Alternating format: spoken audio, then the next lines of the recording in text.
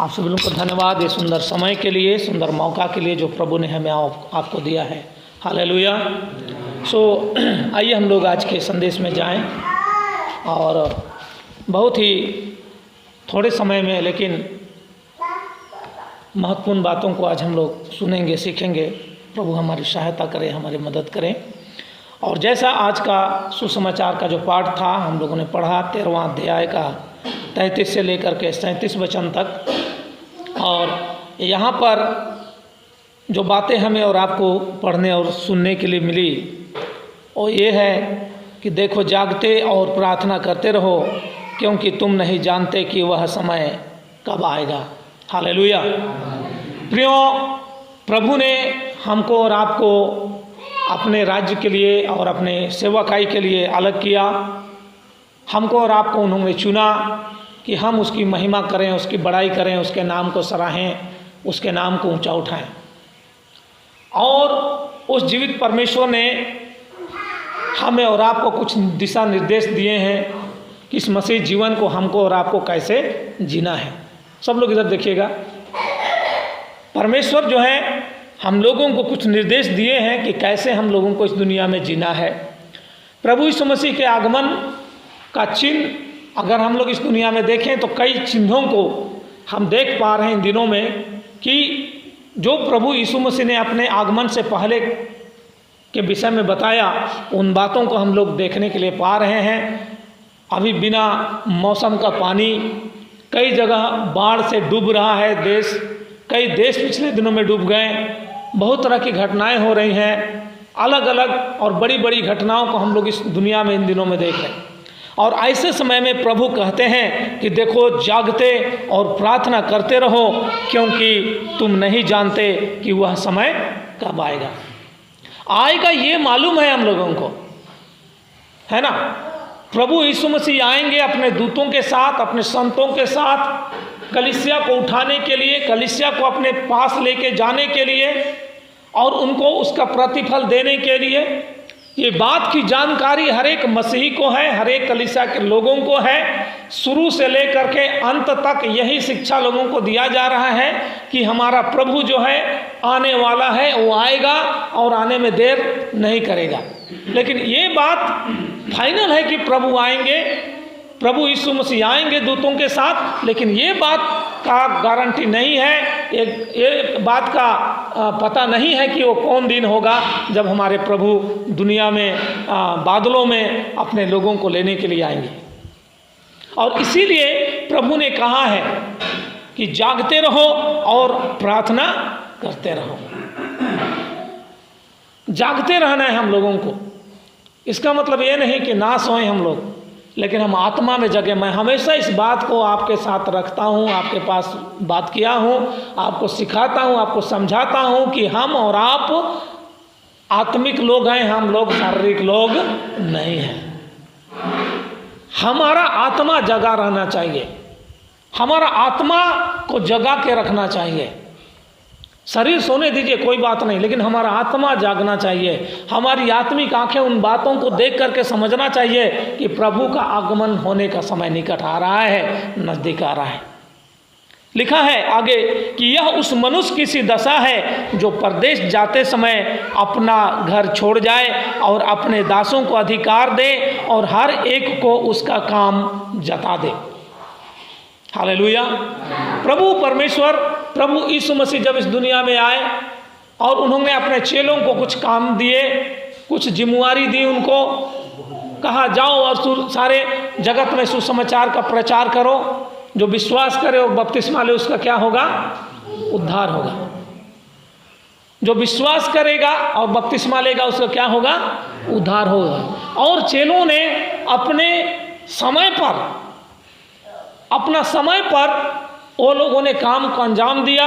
और उन्हीं में से एक प्रभु के दास थे जो थॉमस, जिसको हम लोग थोमा भी बोलते हैं, वो हमारे भारत में आए और भारत में उन्हीं के द्वारा प्रभु का संदेश फैला। और आज हम लोग उसी के बदौलत, उन्हीं के बदौलत आज प्रभु को जान पाएँ और प्रभु की महिमा में हम और आप आज यहाँ पर इकट्ठे हैं। मेरे प्रियो, आज हम यहाँ देख रहे हैं कि जब वो प्रभु चले गए अपने पास वापस चले गए, लेकिन हमें और आपको एक जिम्मेवारी दे के गए हैं, हमें और आपको एक काम दे के गए हैं। वो काम हमें मिला है, हम सुसमाचार प्रचार करें, अपनी गवाही दूसरे लोगों को बताएं, प्रार्थना करें, आराधना करें, सेवा का काम करें, अनाथों का सुधि लें, विधवाओं की सुधि लें, उनके लिए प्रार्थना करें, रोगी दुखी के लिए प्रार्थना करें। ये काम हम हर एक के लिए, जैसे ही आप प्रभु के खानदान में, जैसे ही आप और मैं प्रभु के परिवार में जन्म ले लिए हैं, वैसे ही हमारा और आपका खुद ब खुद कर्तव्य हमारे पास आ गया है। हमें किसी को बोलने की आवश्यकता नहीं है कि हम क्या करें। सो हमारा काम है गांव वालों की, जो गांव में है, जो समाज में है, उनका सेवा करना, उन लोगों की देखभाल करना, उनको सही मार्ग बताना। वो जब दुखी हैं तो उनके साथ दुख में शामिल होना, और जब आनंद मना रहे तो उनके साथ आनंद मनाना, और जब रो रहे हैं तो उनके साथ हमको रोना है। और प्रभु ने जो काम हमें दिया है वो काम हमें करना है। हालेलुया। हमें मालूम नहीं है हमारा टाइम। भजनकार कहता है भजन 90 में कि हे परमेश्वर, हमको अपना दिन गिनने के लिए समझ दे कि हम बुद्धिमान हो जाए। हमको कल मालूम नहीं है, लेकिन आज हमको मालूम है कि आज मैं जीवित हूँ, हम जीवित हैं। हालेलुया। हमको पता है आज हम जिंदा हैं और जीवित हैं, ये बात पता है, लेकिन कल मालूम नहीं है कल क्या होगा, ना मेरे साथ क्या होगा, ना आपके साथ क्या होगा, ये किसी को मालूम नहीं है। इसीलिए आज जो टाइम हमें दिया गया है, आज जो समय हमें दिया गया है, इस समय की पूर्णता में, समय रहते रहते हमें जो काम दिया है परमेश्वर, उस काम को हम जरूर से जरूर करें। कभी भी इस बात से हम अपने आप को किनारे नहीं कर सकते हैं। एक उदाहरण के तौर पर मैं आपको बताऊं, अभी आप में से सब लोग परिवार वाले लोग हैं। जिस घर में माँ बाप हैं, जिस घर में बच्चे लोग हैं, नाती पोते लोग हैं, जब वो उस परिवार में आ जाते हैं, जैसे वो थोड़ा सा समझदार, जैसे ही थोड़ा सा बुद्धिमान होगा, उसको बोलने के लिए जरूरी है कि जाओ ये काम करो। जब वो समझ जाता है तो क्या उसको बोलना चाहिए कि बेटा जाओ गाय बैल निकालो, बेटी झाड़ू करो, बेटी बर्तन धो? ये बात बोलने के लिए जरूरी है? क्यों जरूरी नहीं? क्योंकि उस बेटी का, उस बच्चा का ये जिम्मेवारी होता है कि वो अपने माँ बाप के काम में क्या करे, हाथ बटाए। और उस घर में होने के कारण, उस घर में जन्म लेने के कारण, उस परिवार में जन्म लेने के कारण उसका हक बनता है कि पिता के काम में, घर के काम में वो अपने हाथ को क्या करे, बटाए। और आप बिना बोले काम करते हैं, आपको बोलने की जरूरत नहीं पड़ती है। ठीक इसी प्रकार जब परमेश्वर ने जो टाइम हम लोगों को दिया है, शॉर्ट टाइम दिया है, छोटा सा टाइम दिया है, इसीलिए मैं कहता हूँ, इसीलिए वचन भी हमको बताता है तुम्हारा जीवन क्या है, भाप के समान, घास के समान, फूल के समान, जो तुरंत दिखता है और फिर लोप हो जाता है। इसीलिए आज का दिन, आज सुबह से लेकर, अभी से लेकर रात तक में जो भी परमेश्वर ने हमें काम दिया है, उस काम को हम लोग जरूर से जरूर करें। यहाँ क्या लिखता है कि वह उस मनुष्य की दशा, किसी दशा है जो परदेश जाते समय अपना घर छोड़ जाए और अपने दासों को अधिकार दे और हर एक को उसका काम जता दे, है ना? हर एक को उसका काम क्या करे, जता दे, बता दे कि तुम्हारा ये काम है, तुम्हारा ये काम है। और जिस दिन हम मसीही परिवार में जन्म लिए, जिस दिन हम उद्धार पाए, जिस दिन हम परमेश्वर के खानदान में शामिल हुए, उसी दिन से हमारा और आपका एक जिम्मेवारी है प्रार्थना करना, वचन पढ़ना, गवाही देना, सुसमाचार प्रचार करना, अनाथों का, विधवाओं का सुधि लेना। ये कार्य का जिम्मेवारी उसी दिन से हमारे पास है और इस काम को हम हर दिन करें, चाहे जैसे भी करना हमें और आपको पड़े। हालेलुया। यही बात हमें प्रभु बताता है कि हम और आप उस दिन जब प्रभु हमारे पास आएंगे, जब हम प्रभु के पास जाएंगे, बादलों में जब मुलाकात होगा हमारा, तो उस दिन हमारा लेखा लिया जाएगा। बोलेगा प्रभु, बेटा क्या किया दिन में, तुम क्या किए आप दिन भर में? किसी के लिए प्रार्थना किया आप? दूसरे लोगों के लिए, दूसरे लोगों के लिए चिंता किए आप? वचन पढ़े आप? प्रार्थना किए आप? किसी को गवाही बताए आप? बाहर जा कर के कुछ सेवा किए आप? किसी को लिख करके मदद किए, किसी को बोल के मदद किए, किसी को ज्ञान दे के मदद किए? इन तमाम प्रकार की बातों का एक दिन हमसे और आपसे परमेश्वर लेखा लेगा। हालेलुया। और लिखा है आगे कि और द्वारपाल को जागते रहने की आज्ञा दे। द्वारपाल का क्या काम है? गेट वाला का? दरवान जो रहता है वो सोता है?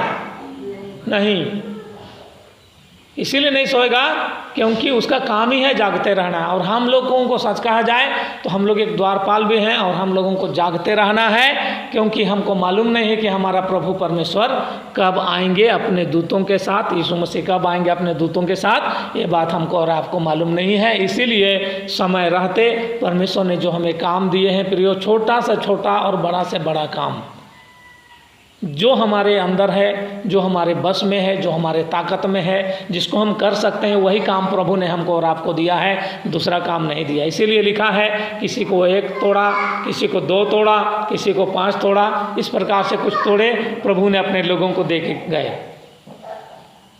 वो एक मालिक था, वो अपने लोगों को अलग अलग तरीके से तोड़ा दिया गया। और लिखा है कि हर एक को उसके ताकत के अनुसार क्या किया गया? तोड़ा दिया गया। हमको आपको अपने हिसाब से तोड़ा दिया है, किसी को ज़्यादा किसी को कम, लेकिन दिया है सब लोगों को। और इस तोड़ा से कुछ भी काम कर लेना है हम लोगों को, क्योंकि कल का दिन मालूम नहीं क्या होगा, आज का दिन हमको पता है। हालेलुया। इसीलिए बड़े बड़े लोगों का कहना है होता है कल को जो देख करके चलेगा ना वो कभी भी सक्सेस नहीं करेगा। आज को देखिए, आज मैं क्या कर सकता हूँ, आज ही देखिए, कल मालूम नहीं आएगा कि नहीं आएगा हमारे लिए। कल जरूर आएगा, लेकिन मेरे लिए होगा कि नहीं, आपके लिए होगा कि नहीं, ये गारंटी नहीं है। सो प्रभु आज के छोटे से वचन में हम लोगों को आशीर्वाद दे।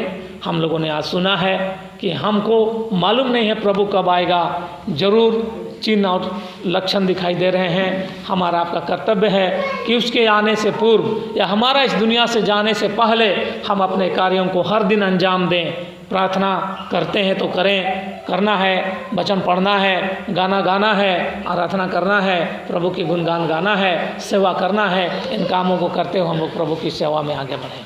सो प्रभु इस छोटे से वचन में हम लोगों को बहुत ऐसे अनुग्रह